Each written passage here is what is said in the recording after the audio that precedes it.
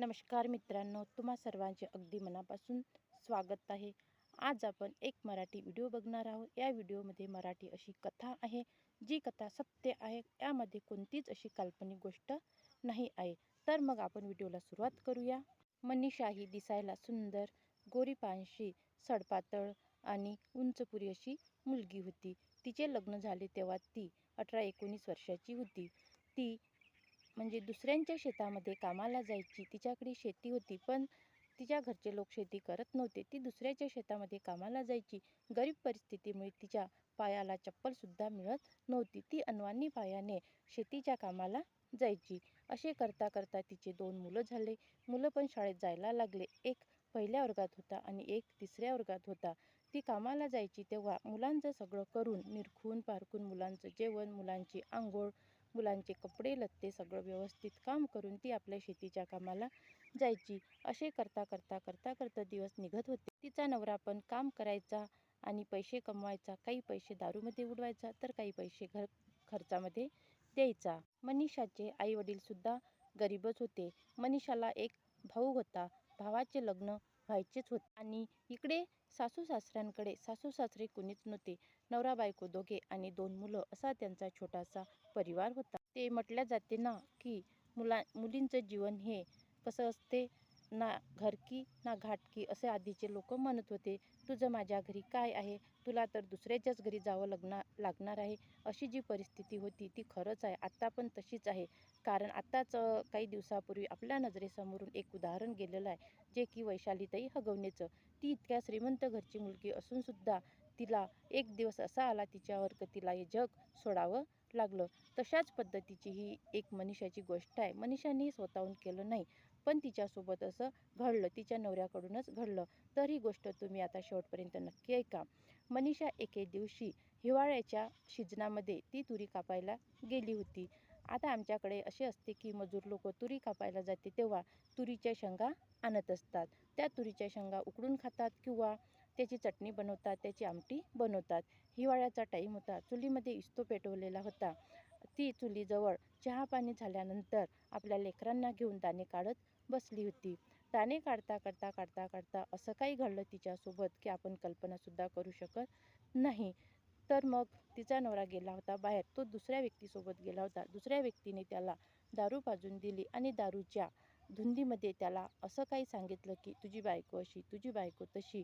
असे करता करता त्याने त्याच्या मनामध्ये भूत निर्माण झालं. त्याच्या मनामध्ये भूताने थैमान मचवला. कोणत्याही माणसाने आपल्या बायकोवर जास्त विश्वास ठेवायला पाहिजे, कारण ती आपली बायको असते. दुसऱ्याच्या मनाने जर वागलं तर आपल्या घराचा सत्यानाश होतो. हे त्या माणसाच्या लक्षात आलं नाही, कारण तो दारूच्या धुंदीमध्ये होता. तो घरी आला, तो 1-2 शब्द बायकोशी बोलला असेल. ते बिचारी दिवसभर काम करून थकलेली होती आणि स्वयंपाकाची काळजीसुद्धा तिच्या मनामध्ये, माझ्या लेकरांना भूक लागली असेल. ती पण 1 शब्द 2 शब्द बोललीच असेल, असं काही नाही, बोलतेच. पण ते घर होय, घरामध्ये माणसाने समजून घेतल्या पाहिजे. आपण तर दारू पिली आहे, आपण चुपचाप झोपायला पाहिजे किंवा चुपचाप राहायला पाहिजे. पण तसं न करता तिच्या नवऱ्याने तिचे जे केस आहेत डोक्याचे, ते केस धरले आणि तिला डायरेक्ट काय केलं याची तुम्ही कल्पनासुद्धा करू शकत नाही. तिचे केस धरले आणि तिला त्या हिवाळ्याच्या सीजनामध्ये काड्यावरचा स्वयंपाक होता. त्यावेळेस तिच्या घरी गॅस नव्हती. त्या चुलीमध्येच तिचं जे मुंडकं आहे ते टाकलं. मुंडकं टाकल्यानंतर ही जे हे केस जळाले आणि जळाल्यानंतर तिच्या पूर्ण ही टेरिकॉटची जी साडी राहते, ही साडी तिच्या अंगाला चिपकली आणि तिचं पूर्ण शरीर असं भाजलं गेलं. तिच्या तोंडातून आवाजसुद्धा निघाला नाही. वरून त्याने तिला मारले असेल कदाचित, कोण जाणे. लेकरंसुद्धा चुपचाप बसले, कारण लेकरं घाबरून गेले. काय त्यांच्यासमोर हे दृश्य दिसत होतं. पाहता पाहता काय झालं तर खूप मोठं असं किरप्यान असा घरामध्ये वास सुटला. शेजार-पाजारचे लोक जमा झाले. जळाल्यानंतर मग त्याने तिचे 2 पाय धरून तिला बाहेर असे ओढत आणले आणि तिच्या अंगावर जी आधीच्या वेळेस वाकळ शिवत होते, ती वाकळ टाकली आणि तो पोलीस पाटलाच्या घरी दोन्ही मुलांना घेऊन निघून गेला आपली स्वतःची सफाई देण्यासाठी. पण एवढा मोठा गुन्हा घडल्यानंतर असे काहीच होत नव्हते. सगळं वेटाळ, सगळं गाव जमा झालं. तो तर गेला त्याच्या जागेवर, पण त्या मुलांचे काय हाल झाले. ती तर मरूनच गेली बिचारी, घरीच मरून गेली होती. असे करता करता पूर्ण रात्र निघाली. दुसऱ्या दिवशी तो सेंट्रल जेलला गेला. तिची केस पोस्टमॉर्टमसाठी गेली. पण त्या मुलांचे समोर काय झाले, मुलांनासुद्धा एक मुलगासुद्धा तिचा या जगातून निघून गेला, जेणेकरून तिनेच आपले मायेचं वात्सल्य त्या मुलावर दाखवलं असेल. तिला वाटलं असेल माझा मुलगा कसा राहील या जगामध्ये, किंवा काय होईल. तिच्या कृपेने म्हणा की तिच्या ममतेने म्हणा, त्याला सुद्धा तिने स्वतःजवळ बोलवून घेतलं. लेकरांची माय गेली, लेकरांना सांभाळायला कुणीच असं नव्हतं. आजी आजोबा कुणीच नव्हते. जे कुटुंबातले लोक असतात ते काही कोणी कोणाचं कधी अशा टायमाला होत नसते. वेळेवर कोणी बी एक टाईमचं जेवण देईल, 2 पोळ्या भाजी देईल, पण नेहमीचं जर म्हटलं तर कोणी अशा गोष्टी स्वीकारण्यासाठी तयार राहत नाही. नेहमीच माझ्याजवळ राहीन बा, मी दुसऱ्याचं लेकरू कसं सांभाळू या गोष्टीचा विचार कोणी करत असतो. आणि दुसऱ्याचे लेकरं ठेवण्यासाठी म्हणजे कोणीच तयार होत नाही. मनीषाचा नवरा फेडरल जेलला गेला. सगळं काही झालं. इकडून तिकडून सगळे लोक म्हणजे चिंताग्रस्त होते. कुटुंबातले लोक, गावातले लोक, काय झालं, या माणसाने काय केलं, पण कुणीच काही करू शकत नव्हतं. तो तर त्याच्या जागेवर गेला चक्की पिसण्यासाठी. पण मुलं जे होते त्या मुलांना मग त्याच्या म्हणजे आईच्या आईने, वडिलांनी सोबत नेलं. पण ते लोकसुद्धा गरीब होते. दुसऱ्याच्या शेतीत काम करायला जाणारे लोक होते. मुलं बिचारे असे कुणी न बघायला राहिल्यासारखे असेच दिवसभर खेळायचे. खेळता खेळता खेळता खेळता एके दिवशी असं घडलं की काही लोक फवारणी करतात, आणि जे फवारणीचे ते छोटे छोटे डबे राहतात किंवा औषधीचे डबे राहतात, त्याचे झाकणं असे रस्त्यानं इकडे तिकडे फेकून देतात. तो छोटा मुलगा होता 2.5 वर्षाचा. त्या मुलाने खेळण्यासाठी ते झाकण घेतलं असेल. कदाचित त्या झाकणासोबत खेळला असेल, तो तोंडात हात टाकले असेल. तर त्याच्यासोबत अचानक असं घडलं की ते त्याचे आजी आजोबा आपल्या मुलीचे लेकरं होय म्हणून सांभाळ करत होते. पण किती दिवस बिचारे घरी राहणार, त्यांची सुद्धा गरीब परिस्थिती होती. त्यांनाही दुसऱ्याची मोलमजुरी करून पोट भागविणे एवढंच त्यांच्या मागं खर्च होता. त्यांच्या मागचा खर्च कोण पुरवणार, शेती त्यांच्याकडे नव्हती. इकडे शेती होती पण इकडे शेती करणारं कुणी नव्हतं. ते छोटे छोटे लेकरं खेळायचे. मोठा मुलगा शाळेत जात होता. तो मुलगा खेळता खेळता त्याने ते झाकण घेतलं असेल, त्यासोबत खेळला असेल. त्या औषधीचं काहीतरी अंश त्या झाकणामुळे त्याच्या पोटामध्ये गेला. त्याच्या पोटामध्ये विष गेलं आणि त्याला चक्कर यायला लागली. तो पडला.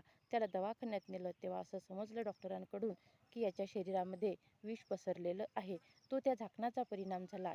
ते लहान लहान लेकरं खेळताना कोणी कोणावर लक्ष राहत नाही. एक गेला धावला की दुसरा धावायचा, असं खेड्यामध्ये वातावरण असते. त्या लेकराचा सुद्धा जीव गेला. जर त्या लेकराची आई राहिली असती, जर त्या लेकराचा बाप राहिला असता चांगला, तर त्या लेकरांसोबत असं घडलं नसतं. आज एक आई गेली. काय असे म्हटले जाते की आईविना मुलाची काय दशा होते हे कुणालाच समजत नाही. आई जेवढी मुलाची काळजी घेते तेवढे इतर बाकीचे लोक कुणीच घेत नाही. स्वतःचा बाप सुद्धा घेत नाही. कारण आईला जेवढी माया असते तेवढी बापाला नसते. मुलगा शाळेतून नाही आला की आई वाट पाहत असतो. आज बस नाही आली का, आज गर्दी असन का, पोराला जागा भेटली असन का, असं होत असते. कारण ह्या एक मनातल्या गोष्टी आहे, ह्या एक भावना आहे, ह्या एक आईच्या भावना आहे. ह्या बापाला सुद्धा कळत नाही. बापाला जर म्हटलं का आज बस नाही आली, मुलगा आला नाही, पोरगा आलं नाही, येईन आता थोड्या वेळात, असं म्हणतो आणि तो गुपचूप बसतो. पण आईचं तसं नसतं. आई विचारच करत असते, खरंच मुलगा काऊन नाही आला, का झालं असन, असं आईला वाटत असते. कोणत्याही माणसाने विचार करायला पाहिजे की माझी बायको कशी आहे. माझी बायको तर दिवसभर कामाला जाते, पोट भरते, दळण आणते, सामान आणते, स्वयंपाक करते, जेवण घालते. आम्ही तर नुसतो कमाई करतो, दारू पितो, उरलेले पैसे बायकोला देतो, तेही काही दिवसापर्यंत मागून घेतो. पण त्या माणसाने जर असा विचार केला असता, त्यावेळेस त्याने दारूच्या नशेमध्ये तसं केलं नसतं, तर आज त्याची जिंदगी, आज त्याचा संसार कायम चांगला राहिला असता. त्याचे लेकरही जाग्यावर राहिले असते, त्याची बायकोही जाग्यावर राहिली असती. पण त्याने दुसऱ्याचं ऐकलं आणि आज तो इकडे तिकडे वनोवनी भटकत आहे. काही दिवस सेंट्रल जेलमध्ये काढले. आता कुणाच्या तरी हॉटेलवर आहे, तिथेच राहते आणि तिथेच खाते. जो एक मोठा मुलगा होता तो आजी आजोबापाशी राहतो, शाळेत जातो. आता जे आहे ते आहे. शाळेत जाणं, घरी येणं, काही काम करणं, हेच त्या मुलाचं आता झालेलं आहे. त्याची जी प्रॉपर्टी होती मुलाची, ती काही दिवसानंतर त्याला मिळेलच. पण असं केलं नसतं तर असं झालं नसतं. ही गोष्ट त्या माणसाच्या लक्षात कधी येणार. आताही त्याने आपला जो वसा आहे त्याचा धरलेला दारू पिण्याचा, तो वसा सोडलेला नाही. काही दिवस तो जेलमध्ये असतो, काही दिवस तो गावामध्ये असतो. ही मनीषा तर गरीब होती, तिचा जीव गेला. पण वैशालीताई हगवणे यांची गोष्ट मला आठवली. ती खूप श्रीमंत होती, तिच्या बापाजवळ खूप पैसा होता, तरी सुद्धा तिला गळफास घेऊन मरावं लागलं. तिने स्वतः घेतला की तिला मारून गळफास दिला, हे आता सत्य भगवंत जाणेल. आपण आपल्या मनाप्रमाणे काहीच बोलू शकत नाही. अशी ही स्त्रीची गोष्ट असते. जसे म्हटल्या जाते की गाय ही खुट्याला बांधली जाते, तसंच स्त्रीलासुद्धा एका खुट्याला बांधल्या जाते. लग्न झाल्यानंतर आईवडील म्हणतात, आता ती तुझं घर आहे बाई. लग्नाच्या आधीपर्यंत मुलीला वाटते हे माझं घर आहे. पण खरं जर म्हटलं ना, खरा जर विचार केला ना, खरंच बाईचं या जगामध्ये काहीच नसते. नवऱ्याच्या घरी गेल्यावर सुद्धा तिला दुःखच असते. खरंच मला एक सांगा, नवरा हा स्वतःचा असतो का? नवरा हा स्वतःचा असतो का? बाशिंग बांधल्याने आणि गळ्यामध्ये मंगळसूत्र घातल्याने नवरा हा स्वतःचा असतो का? काही प्रत्येक ठिकाणी असं ऐकलं जाते की नवऱ्याने असं केलं, नवऱ्याने तसं केलं. काही बायकाही करतात, असं काही नाही. जे आहे ते तोंडातून स्पष्टपणे निघत आहे. पण असं म्हटलं जाते की नवरा बायकोचं खूप प्रेम आहे, खूप चांगले असतात ते. पण नवरा हा स्वतःचा असतो का? मला याच प्रश्नाचं उत्तर आतापर्यंत कळत नाही. आई-वडील कोणी म्हटलं जाते, ती तिची सख्खी बहीण आहे, ती तिची सावत्र बहीण आहे, ती तिची सावत्र आई आहे, ती सख्खी आई आहे, असं म्हटलं जाते. नवरा हा सख्खा आहे का? असं म्हटलं जाते. पण खरंच नवरा सख्खा असतो का? तुम्हाला जर माझी कथा आवडली असेल, माझ्या कथेतून तुम्हाला काही बोध वाटला असेल, ही तर माझी कथा आहेच नाही. ही एक गोष्ट आहे, मी तुमच्यासोबत शेअर केली. तर तुम्हाला काय वाटतं यामधून? मला कमेंटद्वारे नक्की सांगा. आईवडील जिवंत असताना मुलगी जेव्हा अशा पद्धतीने मरण पावते, तेव्हा त्या आईवडिलांना काय वाटत असेल? कदाचित त्यांना वाटत असेल, आम्ही खूप पाप केलं, मुलींना जन्म देऊन, मुलींचं लग्न करून, असं त्या आईवडिलांना वाटत असेल, की त्या नवऱ्याला म्हणजे त्या जावयाला काय वाटत असेल, माझे सासू-सासरे खूप म्हणजे दुनियेच्या बाहेरचे आहे, ज्यांनी मला मुलगी देऊन खूप चांगलं केलं. पण त्या बेवड्या माणसांना कोण सांगेल? या समाजामध्ये दारू पिऊन घेतात आणि खेड्यापाड्यामध्ये तर खूपच असे दारूचे प्रमाण वाढलेले आहे, की काही अशी कुवारी मुलंसुद्धा नुसते दारू पितात, ज्यांचे लग्न व्हायचे आहे. ती नुसते दारूच्या आहारी जातात. त्यांना फक्त दारू आणि खर्रा याशिवाय दुसरं काहीच दिसत नाही. मला या गोष्टीमधून हेच म्हणायचं आहे, की तुम्ही तुमची कामं, स्वतःची कामं स्वतः करा. तुम्ही मजुरी करा, तुम्ही कंपनीमध्ये जा, तुम्ही चांगल्या पद्धतीने शिक्षण घ्या. सर्व शिक्षणाचा अभाव आहे. हा सर्व शिक्षणाचा अभाव आहे. तुम्ही शिक्षण घेतले नाही. ते आईवडीलसुद्धा काही आईवडील असे असतात, की लहानपणापासून म्हणजे 10वी-12वी झाली, की त्यांना इतर वळण देतात लावून. त्यांना चांगल्या ठिकाणी त्यांची ॲडमिशन करत नाही, त्यांना चांगले मार्गदर्शन देत नाही, त्यांना चांगल्या ठिकाणी ठेवत नाही, त्यांना जबरदस्ती करत नाही, की "बाबू रे, तू शिक्षण घे, तुला शिक्षण खूप गरजेचे आहे." जर त्या मुलगा आपल्या नियंत्रणाखाली ठेवला ना, तर अशा गोष्टी घडतच नाही. मुलांवर सदैव लक्ष ठेवायला पाहिजे. तू दारू पितो का? तो कोणाच्या संगतीमध्ये आहे? त्याच्या स्वभावावर कोणता असा परिणाम होत आहे, त्याच्या स्वभावामध्ये कोणता असा बदल होत आहे, हे आईवडिलांनी सुद्धा लक्षात ठेवायला पाहिजे आणि मुलांना तशी शिक्षासुद्धा द्यायला पाहिजे. एक वेळचा मुलगा डोक्यावर बसला, की तो डोक्याच्या खाली लवकर उतरत नाही. आजकाल तर असं आहे, की ज्यांचे लग्न करून दिले आहे आईवडिलांनी स्वतः, तो मुलगा आईवडिलांना भाकरसुद्धा देत नाही. कारण स्वतः नवरा बायकोचं आणि लेकराचं पोट त्या पोरानं भरणं होत नाही, तर तो आईवडिलांना काय पोसणार? आईवडिलांची काय सेवा करणार? असे काही मुलं आहेत. त्या मुलांना आईवडिलांसोबत बोलायला सुद्धा वेळ मिळत नाही. असे काही मुलं या जगामध्ये दिसून येतात. खेड्यापाड्यामध्ये तर असे खूपच प्रमाण आहे. कारण शहरामध्ये नाही. शहरामध्ये त्यांना शिक्षणाचं वळण लागते, पण खेड्यातल्या पोरांना शिक्षणाचं वळणसुद्धा लागत नाही. का लागत नाही? हे एक मुख्य कारण आहे. आता मला म्हणायचं आहे, की मुलींना फुकट पास असते, पण मुलांना फुकट पास नसते.